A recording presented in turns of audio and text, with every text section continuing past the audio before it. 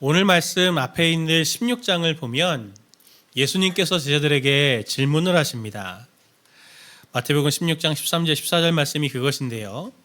예수께서 빌립보 가이사랴 지방에 이르러 제자들에게 물어 이르시되 사람들이 인자를 누구라 하느냐?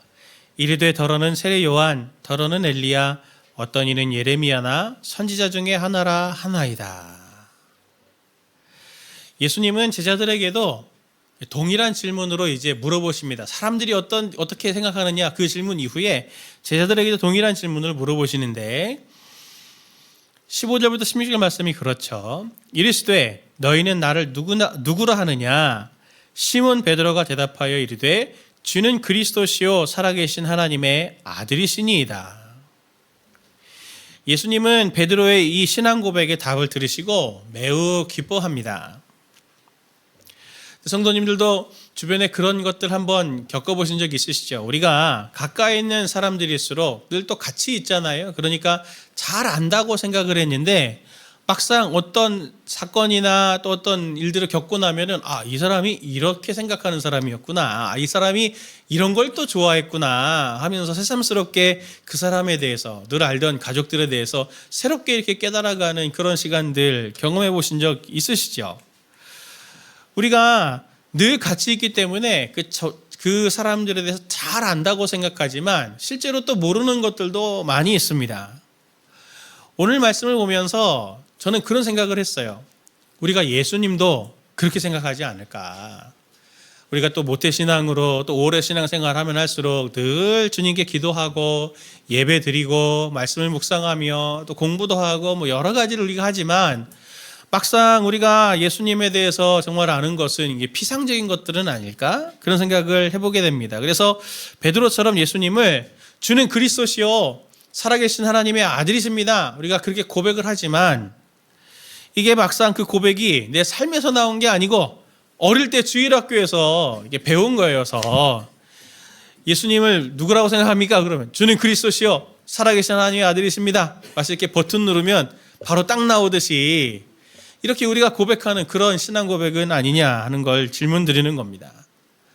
주님이 오늘 제자들에게, 사람들에게 너는 나를 누구라 하느냐라고 이렇게 물으실 때는 단순히 그냥 지식이나 스승과 제자 관계가 맞냐 이런 것들을 물어보시는 게 아니고 너에게 나는 어떤 존재니? 너에게 내가 어떤 영향력을 미치고 있는 관계냐? 그것을 오늘 주님께서 저희들에게 물으시는 것 아니겠습니까? 예수님께서 성도님들에게 오늘 오셔서 너는 나를 누구라고 하느냐라고 이렇게 물어보실 때 성도님들은 주님께 뭐라고 대답하시겠습니까? 예수님께서는 베드로의 신앙 고백을 들으시고 오늘 제자들과 함께 다른 제자들을 둘을 더 해서 셋을 데리고 높은 산에 올라가셨다라고 말합니다. 그리고 그 산에서 오늘 변형되시고 우리가 너무나 잘 알고 있는 일명 변화산 사건이라고 하는 것들을 통해서 예수님이 누구신가라고 하는 것을 오늘 입술의 고백에 따라서 자기의 실체를 드러내 보이시는 방식으로 해서 내가 누구다라고 하는 것을 선명히 더 알려주시기를 원했습니다. 그래서 오늘 말씀에 핵심이 되는 교훈을 한마디로 정리를 하면 이렇게 정리할 수 있어요. 예수님은 누구신가? 그것에 대한 답이 오늘 우리가 이 질문에 이 본문을 통해서 얻을 수 있는 교훈입니다. 오늘 베드로가 앞서서 고백한 그 주님이 어떤 분이신지 오늘 이 변화산 사건을 통해서 우리도 동시에 이 예수님을 깊게 다시 한번 새기면서 그 예수님 앞에 머리를 조아리며 경배하는 이 시간 되기를 간절히 원합니다. 예수님이 누구신가? 첫 번째로 본문에서 예수님은 어떤 분으로 설명을 하고 있는 것이냐면 예수님은 존중받아야 할 분이다 라고 하는 것을 우리에게 이야기합니다.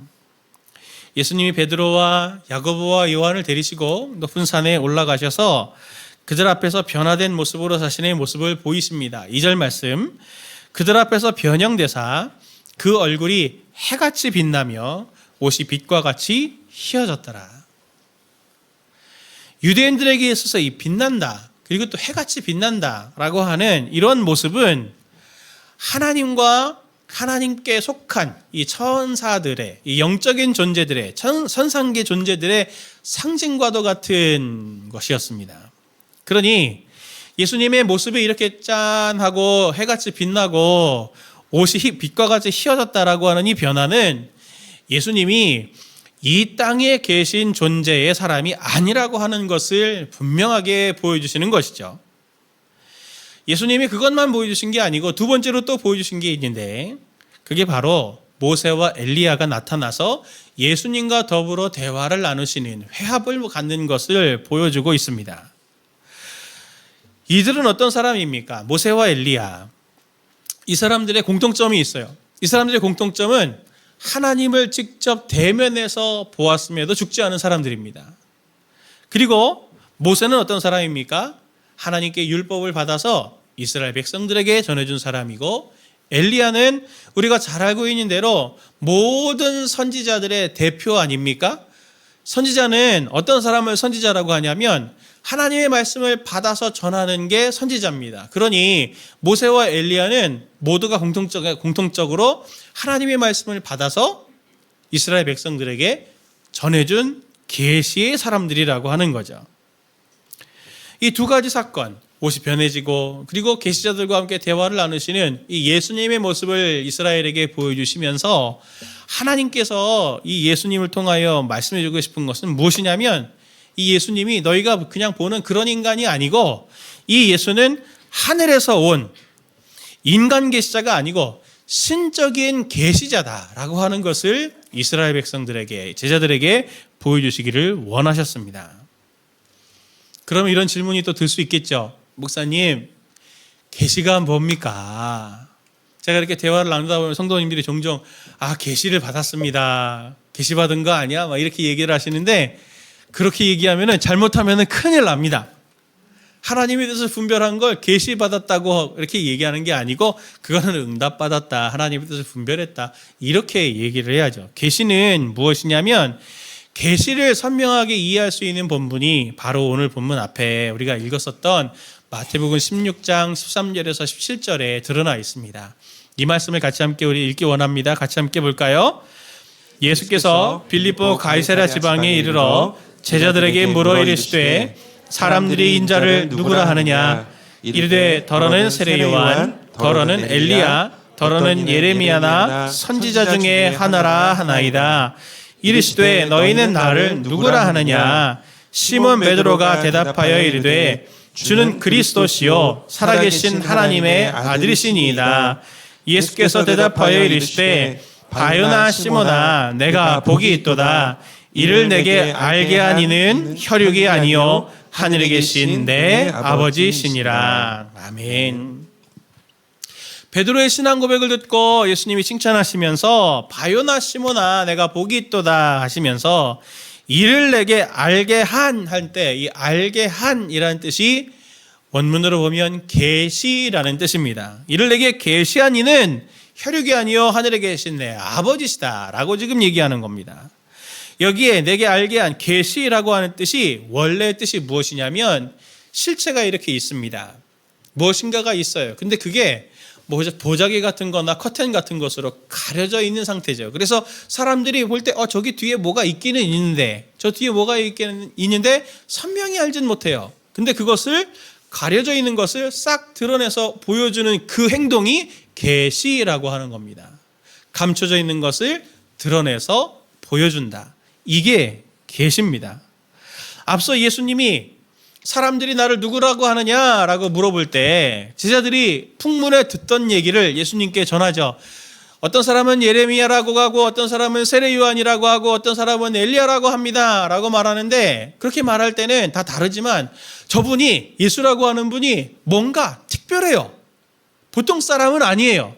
근데 선명하게는 못 깨달아 아는 거죠. 정확하게는 모르는 거예요. 왜냐하면 실체는 있는데 계시가 없어서, 하나님께서 그에게 계시해 주시지 않으셔서, 이걸 드러내 보이지 않으셔서 예수님이 어떤 분이다라고 하는 걸 선명하게 할 수 없었던 겁니다. 그런데 베드로에게는 하늘 아버지께서 계시를 주셔서 그것을 밝히 드러내 보이셔서 그분이 엘리야도 아니고 세례 요한도 아니고 그분은 하늘의 하나님의 아들이다라고 하는 것, 그것을 정확하게 깨달아 알게 된 겁니다. 바로 하나님께서 알려주신 거죠. 그래서 그게 계시라고 하는 겁니다. 오늘 본문에도 보면은 3절에 독특한 표현이 나옵니다. 마태복음 7장 3절 말씀, 그때 모세와 엘리야가 예수와 더불어 말하는 것이 그들에게 보이거늘이라고 말하는데, 이 보이거늘이라고 할 때 여기에 이 단어의 표현이 나타내 보여지다라는 뜻입니다. 무슨 뜻이냐면 계시되어져서 원래 있었던 게 드러내서 보여진 거죠. 없던 것이 나타나는 것이 아니고 원래 있었던 것이 보여지는 것입니다. 이는 예수님이 변화된 것이 아니라는 거죠. 원래 예수님은 그런 분이었는데 하나님께서 제자들의 눈을 띄워주셔서 예수님이 그런 분이다라고 하는 것이 보여지게 된 겁니다. 예수님이 제자들의 눈에 변화되어진 그 모습은 원래 예수님이 있는 모습 그대로였던 거예요. 그들의 눈이 변화된 겁니다. 사실은. 또 놀라운 게 뭐냐면 제자들이 예수님의 모습을 보고 황홀해할 때 하늘에서 음성이 들리죠.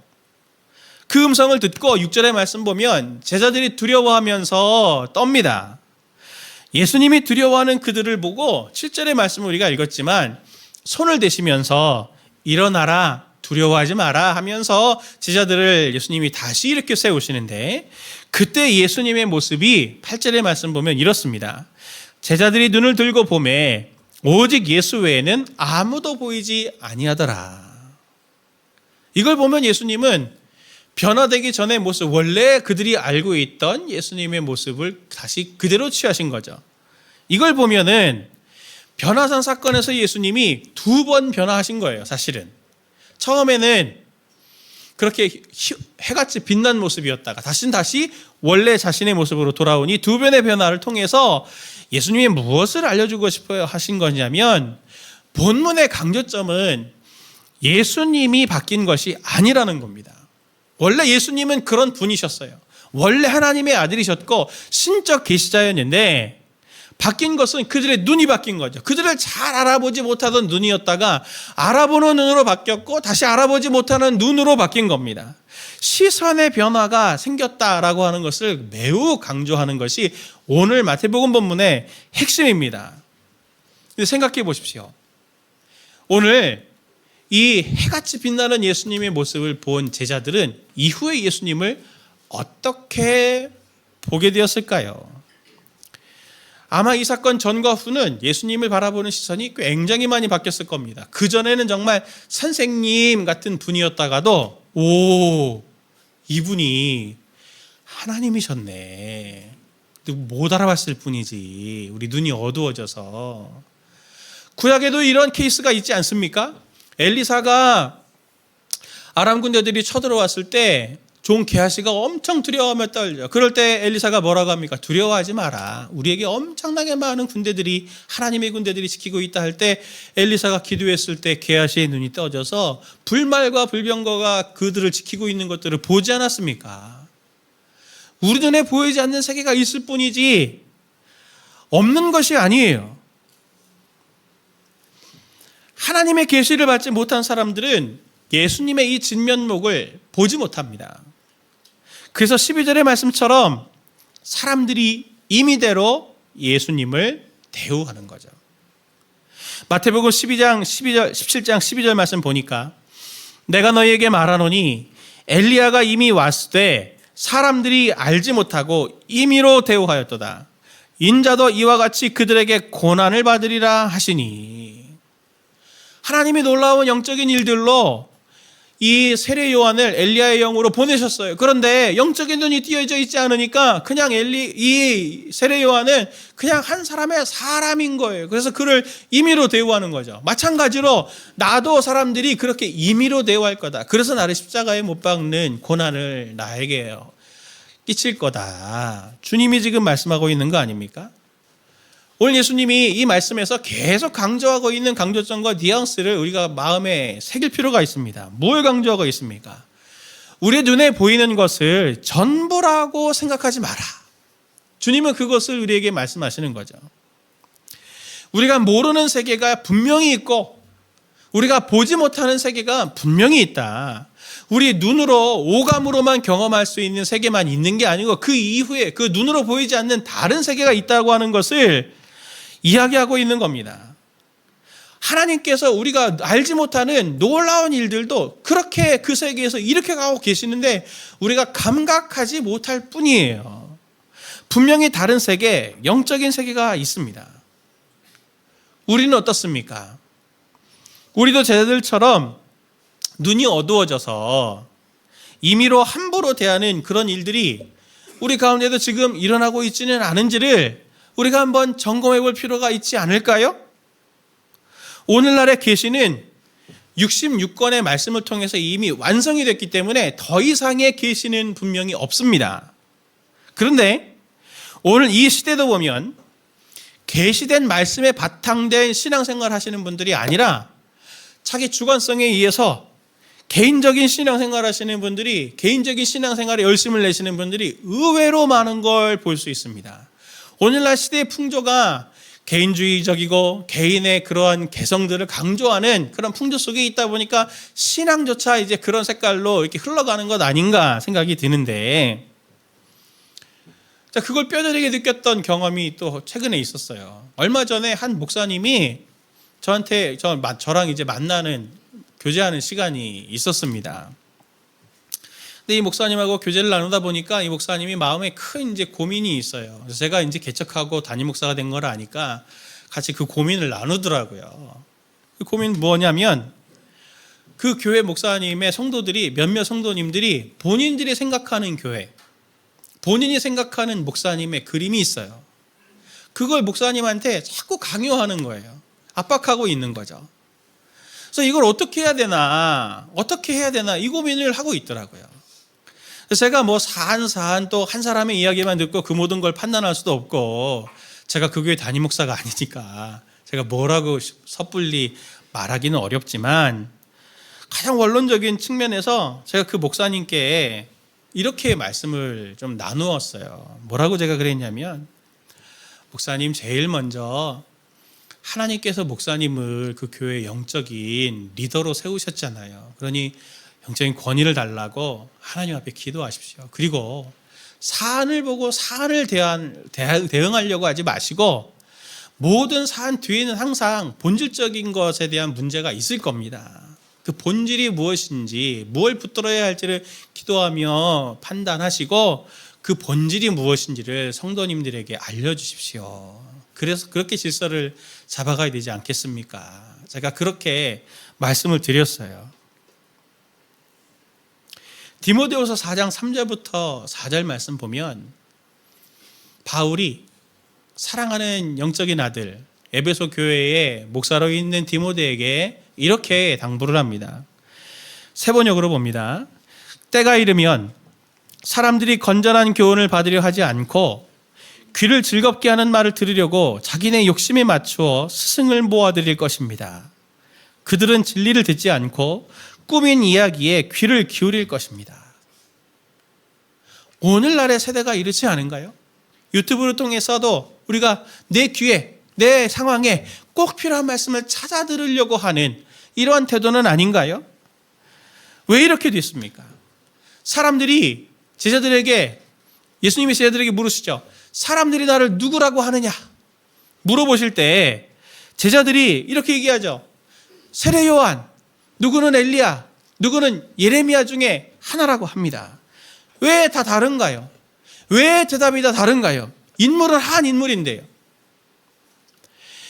그들은 예수님이 보여주시고 예수님이 말씀하시는 그 말씀을 있는 그대로 존중하고 받으려고 하는 것이 아니라 예수님에게서 자기가 원하는 세례 요한의 모습, 엘리야의 모습, 그리고 예레미야의 모습을 취하고 싶었던 거죠. 그들이 원하는 것을 예수님에게 투영하고 있기 때문에 예레미야 같은 모습이 보이면 예수님은 예레미야네요. 세례 요한이네. 엘리야네. 이렇게 각자가 해석해서 그 해석된 예수를 받아들이고 있는 거 아닙니까? 말세의 중요한 징조 중 하나가, 바울이 경고한 말세의 중요한 징조 중 하나가 뭐라고 했습니까? 말씀을 있는 그대로 받아들이려고 하는 것이 아니고 하나님을 하나님으로 받아들이려고 하는 게 아니고 자기가 원하는 하나님, 자기가 원하는 말씀을 받으려고 한다라고 하는 것이 말세의 중요한 징조입니다. 그리고 이것이 신앙 고백을 제대로 한 베드로와 다른 사람들 간의 차이인 거죠. 말씀을 정확하게 안다고 하는 것은 매우 중요합니다. 그런데 말씀을 정확하게 안다는 것이 도대체 뭐냐?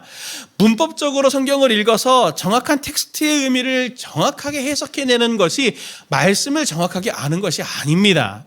그건 반만 맞는 거예요. 오늘 본문은 예수님이 계시자라는 것을 강조하시잖아요. 하나님의 말씀을 가장 정확하게 최종적으로 전달해 주실 수 있는 분이 바로 예수님입니다. 성경을 통해서 예수님이 오늘 나에게 이 성경을 주셨지만 그 예수님은 살아계셔서 하나님 우편에 계신 왕으로 우리에게 지금도 이 말씀을 통해서 말씀하시고 내 상황에서 꼭 필요한 말씀을 말씀해 주실 수 있고 예배를 통해서 기도를 통해서 말씀을 통해서 하나님께서는 오늘 우리에게 이 말씀을 통해 너 이렇게 해야 돼 저렇게 해야 돼 말씀하시고 인도하시는 분이다라고 하는 것을 그것을 믿는 것이 그것을 분별하는 것이 하나님의 말씀을 정확하게 분별하는 것입니다. 5절의 말씀을 보면은 구름 속에서 이런 음성이 들립니다. 너희는 그의 말을 들으라. 너희는 그의 말을 들어라. 너는 예수의 말씀을 들어라. 하나님이 하늘에서 음성으로 들려주셨어요. 그분의 말씀을 듣지 않으면 우리에게 어떤 현상이 생기냐면 내가 왕이 됩니다. 내가 왕이 돼요. 그리고 내가 왕이 되면 좋을 것 같죠? 내가 왕이 되면 혼미함이 생기는 거예요. 오늘날 세상을 보십시오. 다 맞대요. 다 자기 말이 맞대요. 그래서 혼미한 거 아닙니까? 그래서 결정이 안 되는 거잖아요. 그래서 분열이 생기는 거잖아요. 듣는 훈련이 그래서 필요합니다. 하나님의 말씀을 듣는 훈련, 이게 정말 필요해요. 그래서 제가 제자 훈련을 목회 중심으로 두고 있는 이유가 바로 이것입니다. 제자 훈련은 그냥 성경적인 지식을 체계적으로 잘 배우는 지적인 훈련이 아닙니다. 그렇게 생각하는 분들이 있어요. 그런데 제자 훈련은 한편으로 말씀 자체를 그렇게 텍스트의 의미를 정확하게 아는 것이 필요하죠. 그래서 본질과 비본질이 무엇이고 진리와 비진리가 무엇인지를 분별해내게 하는 그것도 굉장히 필요한 훈련입니다. 그것 해요. 그러나 제자 훈련 1년, 사역 훈련까지 2년이라고 하는 시간을 통해서 그 하나님께서 성경을 통해서 말씀을 통해서 예배를 통해서 찬양을 통해서 기도를 통해서 오늘도 살아계셔서 내 삶에 꼭 필요한 말씀을 말씀해 주시는 그 하나님을 음성을 듣고 들은 음성을 가지고 우리가 어떻게 살고 순종해내느냐라고 하는 것을 몸부림치는 훈련이 바로 제자 훈련입니다. 듣는 훈련이 바로 제자 훈련인 거예요. 말씀으로 찾아오시고 말씀으로 말씀하시는 그 하나님을, 예수님을 인격적으로 관계하고 건강하게 반응해 나가는 그게 우리에게 정말 꼭 필요한 훈련입니다. 생각보다 많은 성도님들이 신앙생활 어떻게 하고 계시냐면은 유대교적이거나 이슬람적으로 신앙생활하고 있습니다.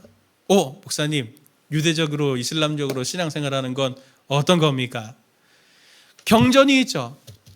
경전을 던져주고 거기에 지식을 찾아낸 다음에 자기의 공로로 그것을 해내서 덕을 쌓는, 공로를 쌓는 방식이 이슬람적이고 유대적인 방식의 신앙생활입니다. 이 성만을 바탕으로 하게 되면 어떻게 되냐면 이슬람교 보시잖아요. 자살폭탄 테러.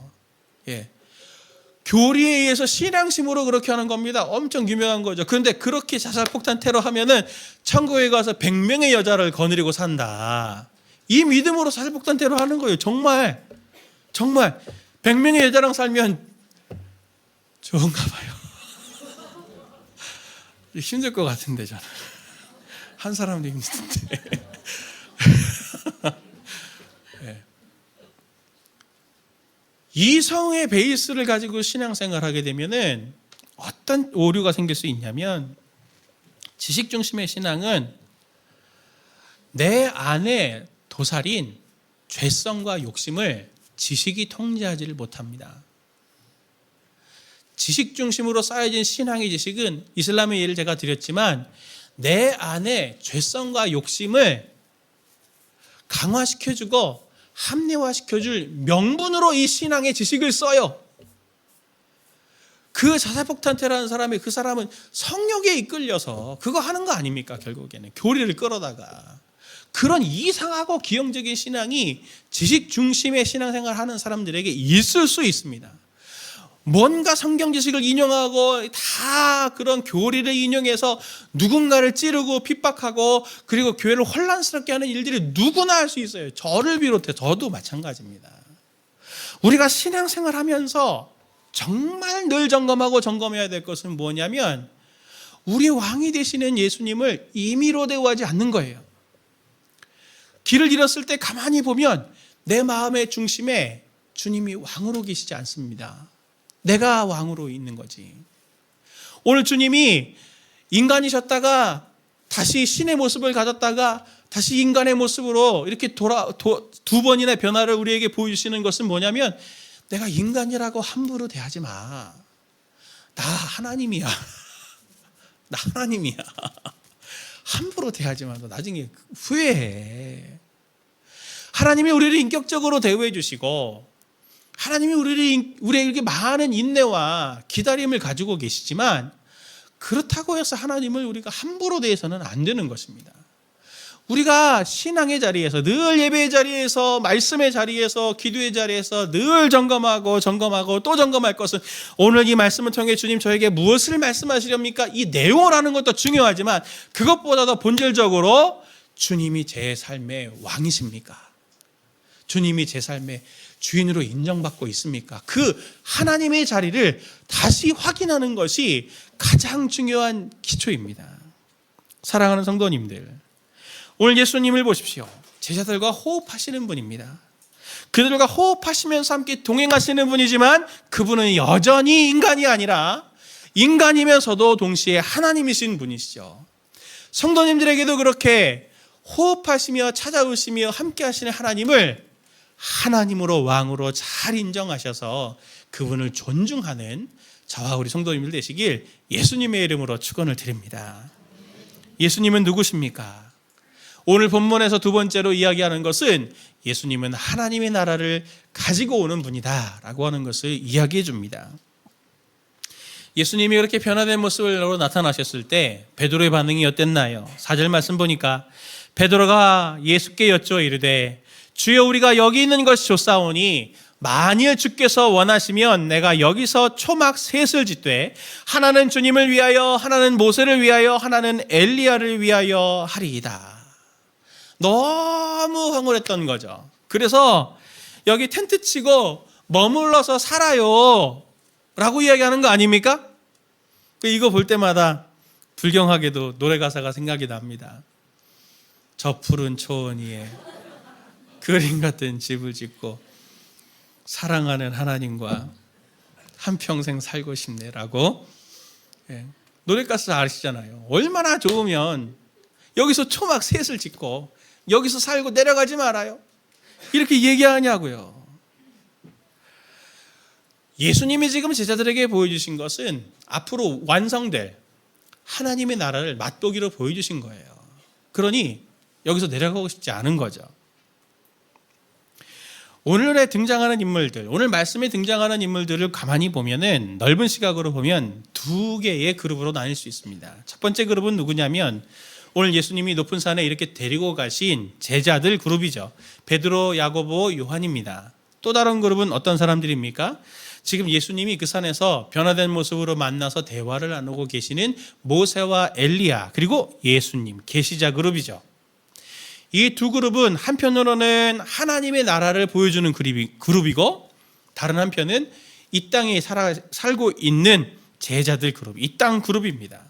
근데 이 두 그룹이 어떻게 지금 만나고 있습니까? 예수라고 하는 한 존재를 통해서 두 그룹이 교제가 일어나고 있는 거죠. 예수님이 다리가 되고 계십니다. 모세와 엘리야를 베드로와 요한과 야고보와 연결해 주고 있습니다. 이것이 바로 베드로와 요한, 야고보에게 다른 세계가 있음을 눈으로 선명히 보고 맛보고 그것을 저런 세계가 있구나. 여태까지 몰랐는데 내가 저 나라를 들어가야 되겠다라고 하는 사모함과 꿈꿈으로 바꿔주신 거 아닌가요? 계시를 정확하게 받은 사람들은 이 꿈꿈이 있습니다. 예수님은 변화사나의 만남을 통해서 지금 우리의 눈에 보이는 세계가 전부가 다가 아니고 그걸 경험적으로 가르쳐주고 이 말씀을 대하는 오늘 우리에게도 너희 눈에 보이는 세계만 있는 것이 다가 아니라 앞으로 하나님께서 약속으로 주실 그 나라가 예비되어 있어 꿈꿔라고 지금 말씀하고 있는 겁니다. 성도님들 마음이 어떻게 뜨거워지십니까? 직접 본 게 아니라 그렇게 생각하시면 안 돼요. 제가 두 가지 이야기를 드릴게요. 이 두 가지 이야기의 연관성을 한번 찾아보십시오. 첫 번째 이야기는 뭐냐면 제가 탄자니아 단기 선교를 갔을 때 이야기입니다. 제가 전에 섬기던 교회 목사님이 탄자니아 그 교회가 탄자니아 그 선교사를 파송하셨거든요. 근데 그 교회 청년 중에 한 청년이 단기 선교는 아니고 중기 선교죠. 2년 동안을 거기 가서 선교사님을 도와서 이제 사는데 단기 선교 갔을 때 이제 그 청년을 이제 만난 거예요. 근데 이제 그 청년이 거기서 사역했던 이야기 중에 하나의 에피소드를 들려줬는데 이런 이야기입니다. 탄자니아에서는 아프리카 사람이잖아요. 이제 결혼할 때 되면은 남자가 여자에게 이제 지참금을 줍니다. 지참금을 주는데 예쁜 여자일수록 지참금을 많이 가져간대요. 예쁜 여자의 기준이 뭐냐면 얼굴이 피부가 하얀 사람일수록 예쁜 여자예요. 지참금으로 뭘 주냐? 소를 가져가요. 다 소를 키워요. 진짜 소를 많이 키워요. 근데 그 자매가 짓궂게 그 남자 그 교회 다니는 아프리카 탄자니아 그 청년한테 물어봤대요. 나는 소가 몇 마리 정도 될 것 같으냐? 그랬더니 너는 한 40마리 될 것 같다. 40마리. 예. 그거 뭐 주면 어떻게 할 겁니까? 갖고 올 거예요? 탄자니아에서나 소가 필요하지. 그 자매한테 40마리든 100마리든 1000마리든 안 중요해요. 뭐 다 먹을 것도 아니고. 탄자니아 떠나는 순간 거기 그 소는 아무런 의미가 없는 거 아닙니까? 그렇죠? 그 세계에서나 필요한 거예요, 소는. 또 하나의 얘기 제가 드리겠습니다. 제가 설교를 묵상하고 준비하는 중에 어떤 성도와 대화를 나누게 되었는데 그 성도님이 자기의 마음을 이렇게 털어놓으시는 거예요. 지금까지 자기가 알바를 했는데 비로소 정규직이 된 겁니다. 너무 축하한다. 정규직이 된 거 축하한다. 근데 너무 좋았는데 따져보니까 월급이 최저시급인 거예요. 정규직인데 최저시급. 이 정규직에서 좋았는데 따져보니까 최저시급이어가지고 나 공부도 많이 하고 그랬는데 이 월급의 이 연봉이 자기의 이 존재를 말해주는 것 같아서 목사님 슬픕니다. 그렇게 얘기를 하더라고요. 그래서 제가 차마 그분께 이렇게 얘기는 못하고 속으로 얘기했어요. 누가 그렇다고 얘기했는데요? 누가 그렇다고 얘기했습니까? 누가 연봉 액수가 그 사람의 가치라고 얘기를 했나요? 누가 얘기해 줬나요? 누가 월급을 더 많이 받고 연봉이 높고 직급이 높으면 나는 성공한 인생이라고 누가 얘기해 줬나요? 월급이 낮고 최저시급 받는 사람이면 비정규직이면 내 인생은 가치 없다고 누가 얘기를 해줬나요? 누가 얘기해 줬나요? 세상이 얘기하는 거 아닙니까? 이 세상도 예수님이 오시면 그럼 어떻게 될까요? 그대로 그 룰이 유지가 될까요? 탄자니아에 있다가 건너오면 소가 아무런 의미가 없는 것처럼 최저시급이냐 정규직이냐 비정규직이냐 얼마를 받느냐 이건 중요한 문제가 아닐 수 있습니다. 우리는 자꾸 왜 세상적인 가치관으로 우리 자신을 자꾸 들여다보냐 이 말입니다. 우리의 모습이 오늘 이 본문의 제자들의 모습과 굉장히 비슷한 데가 많아요. 오늘 우리가 여기서 이 땅에 살면서 이것이 중요하고 저것이 중요하고 이것이 없어서 불행하고 저것이 없어서 불행하고 이런저런 아웅다웅하는 삶을 살고 있지만 그 모든 것들이 예수님이라고 하는 창문을 통해서 만약에 바라본다고 하면 어떤 가치와 어떤 의미를 갖겠습니까? 우리 눈에 보이는 것이 전부가 아니라고 말씀드렸잖아요. 우리가 지금 보고 살아가는 모든 판단도 정확한 게 아닐 수 있고 틀린 것일 수 있어요. 한시적일 수 있다고요. 다른 세계가 있습니다. 우리가 온 이 세상과 오는 세상에 정확한 제대로 된 판단을 하려면, 그 정확한 관점과 판단을 가지려면 오직 예수님이라고 하는 창문을 통해서 보아야만 제대로 된 판단과 제대로 된 준비를 할 수 있지 않겠습니까? 예수님이 우리 삶의 세계관이 되셔야 돼요. 세계관이 되셔야 돼요. 예수님이라고 하는 창문만이 우리에게 그것을 통해서만 봐야만 우리에게 보이지 않는 세계가 보이고, 보이지 않는 가치들, 중요한 가치들이 마침내 우리의 삶에 자리매김하게 됩니다. 예수님이라고 하는 창문을 통해서 세계를 보아야만 온전한 두 눈으로 바라보는 것 같아서 제대로 된 판단을 할 수 있는 거예요. 그래야 허비되지 않는 인생을 살게 되는 거죠. 모든 것들을 다 쏟아붓고 20, 30년, 40년을 쏟아부었는데 남는 것은 아무것도 없다라고 하는 비참한 인생이 되지 않도록 하려면 예수님이라고 하는 창문을 통해서 우리의 삶을 계속 들여다보아야 하는 것입니다. 제가 분당 우리 교회에 있을 때부터 사역하는 습관 중에 하나가 있습니다. 특히 어렵고 난감하거나 당황스러운 상황일 때 제가 갖는 습관이 뭐냐면, 궁금하시죠? 어렵고 까다로울 때 이찬수 목사님이라면 어떻게 하셨을까? 이 상황에서 이렇게 생각을 합니다. 큰 지혜가 돼요. 도움이 돼요. 마찬가지로 성도님들의 삶에서 어려움이 생길 때, 눈물의 상황이 생길 때, 그리고 당황스러운 사건 사고들이 생길 때 성도님들은 어떻게 하십니까? 어떻게 하셔야 돼요? 이찬수 목사님처럼은 안 되잖아요. 이찬수 목사님이 안 중요해요. 이제 제가 그 경험을 통해서 더 뼈저리게 깨닫게 된 게 무엇이냐면, 그래서 예수님이 왜 자신의 이야기를 이야기의 형태로 남기셨나, 복음서에. 그 이유를 깨달았습니다.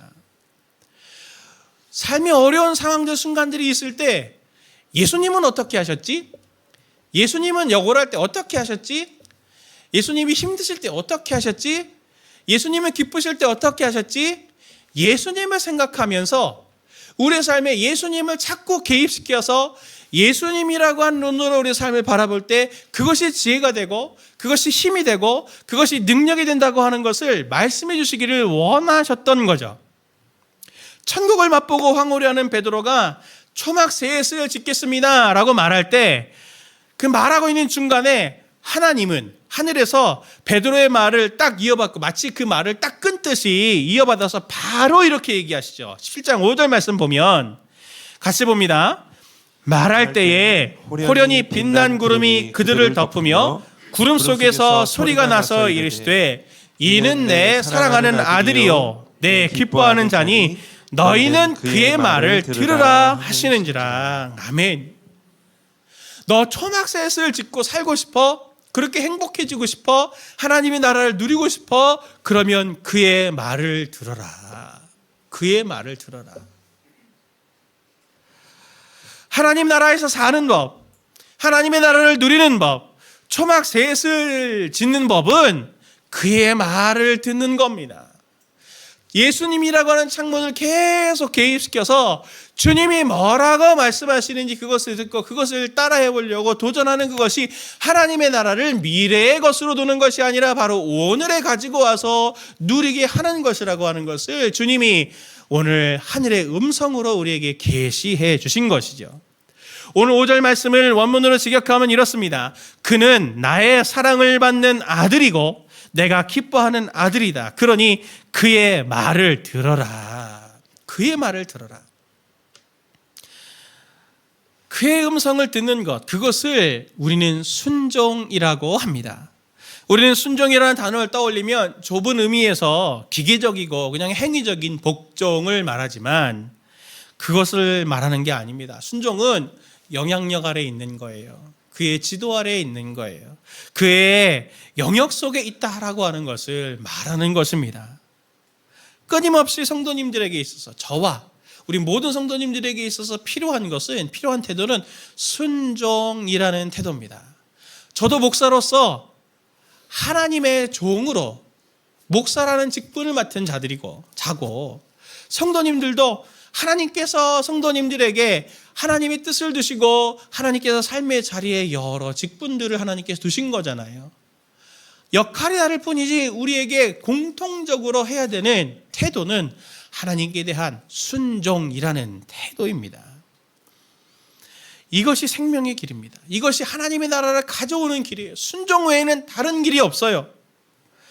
구름 속에서 나오는 하나님의 음성, 말씀하신 하나님의 음성에 집중하십시오. 그의 말을 들으라.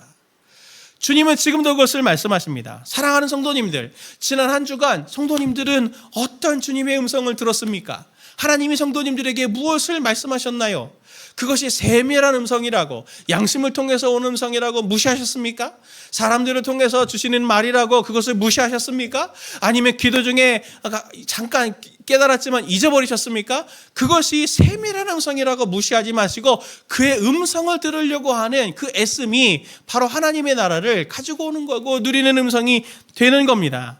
때로 하나님의 말씀을 들으려고 할 때 그 하나님의 음성, 그 말씀이라고 하는 것이 내 이성의 계산에 안 맞을 수 있어요. 비이성적으로 느낄 수도 있습니다. 비합리적으로 이해가 안 될 수도 있어요. 그리고 순종하려고 하면 두려움이 있고 순종하려고 하면 많은 희생을 해야 될 것 같지만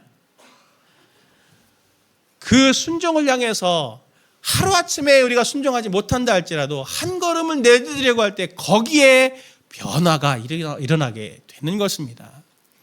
예수님이 제자들에게 산으로 가자 그러셨잖아요. 산으로 가자고 하는 그 순종이 변화산을 경험하게 된 거 아닙니까? 이러한 경험들 엄청 많을 거예요. 제가 말하면 엄청 길지만 청소년 무역의 장소 오는 것도 저에게는 기도의 응답이고 믿음의 결과를 하나님께서 저에게 주신 거예요. 앞서서 더 좋은 장소가 있었지만 이러한 저런 상황으로 그것들을 내려놓을 때 얼마나 마음이 불안했는지 아십니까? 장소라는 게 항상 나오는 게 아닌데 있어야 들어가는 건데 이러다가 저거 청소년 진짜 분리 못하는 거 아닌가? 성도님들께 다 약속을 하고 공언을 했는데 제가 저기서 뭐 하나 사갖고 오면서 하나님 이때는 주셔야 합니다 이제 하고 바로 얻은 거예요 저게. 이때는 이제는 주셔야 됩니다 하나님 하고 바로 얻은 공간이에요. 하나님이 주신 공간이에요. 하나님께 제 생각을 주장하려고 하는 태도로 했으면 이렇게 좋은 공간 저는 못 얻었을 겁니다. 여러 성도님들도 더 어려우셨을 거예요. 하나님의 주권을 인정하면서 그분의 음성이 있을 때 세밀한 음성이라 있을 때 순종하려고 하는 그 작은 도전이 우리에게는 하나님께서 주시는 하나님의 나라를 맛보게 하는 하나님만이 하실 수 있다라고 하는 하나님의 영광을 나타내는 놀라운 경험들을 하게 되는 삶이 되는 것입니다. 사랑하는 성도님들도 올 한 해 순종하는 성도님들 되셨으면 좋겠습니다. 목사에게 순종하는 게 아니에요. 하나님께 우리 순종하십시다. 하나님은 우리의 왕으로 계십니다. 그분을 우리가 존중하고 우리를 인격적으로 존중해 주신 하나님을 존중하고 또 그 하나님의 음성에 잘 순종하는 저와 우리 성도님들 되셔서 이 올 한 해 동안 하나님의 영광의 풍성함을 온전히 누리시는 저와 우리 모든 성도님들 분당 다음교회 되기를 예수님의 이름으로 축원을 드립니다.